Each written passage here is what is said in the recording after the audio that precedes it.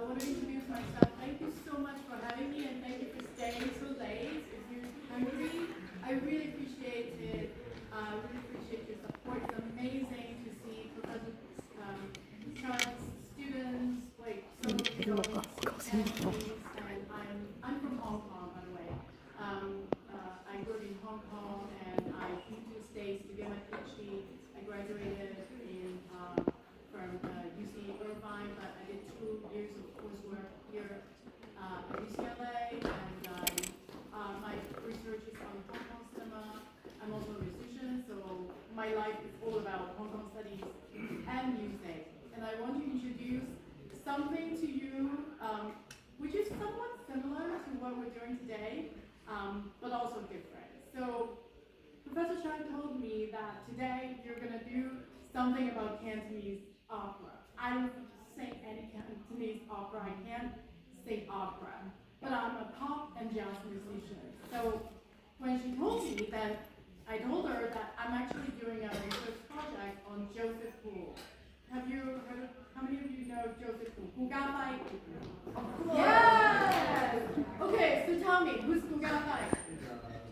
Very famous composer, right? Composer, arranger, I don't think it's sing. Yeah, he is the father of Hong Kong pop music. Do you know who wrote So Much Time? He wrote the lyrics. He wrote the lyrics. Who wrote the melody? Faigo. Yes. Yes. He passed away 2 years ago. And he really chronicled a lot of different histories of Hong Kong. And that's why I'm studying him. And I picked the song today to explain to you all how Hong Kong music transformed from a period where everybody listened to Cantonese opera to more modern style, like contemporary songs. So this song that I chose today was written in 1974. It was written by Joseph Poole for a TV show called of the same name, which is actually a novel written by the contemporary Chinese author Zheng Henshui in 1930s. So it's sort of a comedy, rom-com kind of show. And at the time, Hong Kong, like my parents' generation and my grandparents' generation, they were still listening to Hong Kong Cantonese opera. There wasn't as much pop music back then in Hong Kong.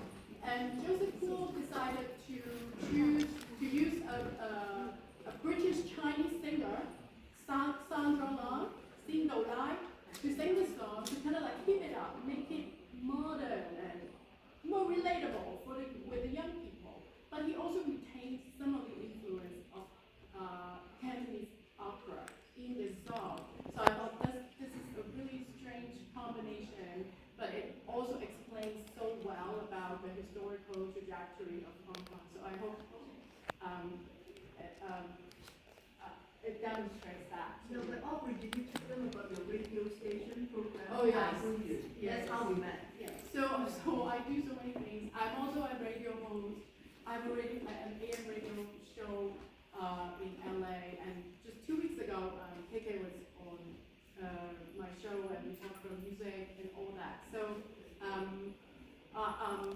the show, if you speak Cantonese, it's on every Thursday from 8 to 9 on AM 1430 KMRD.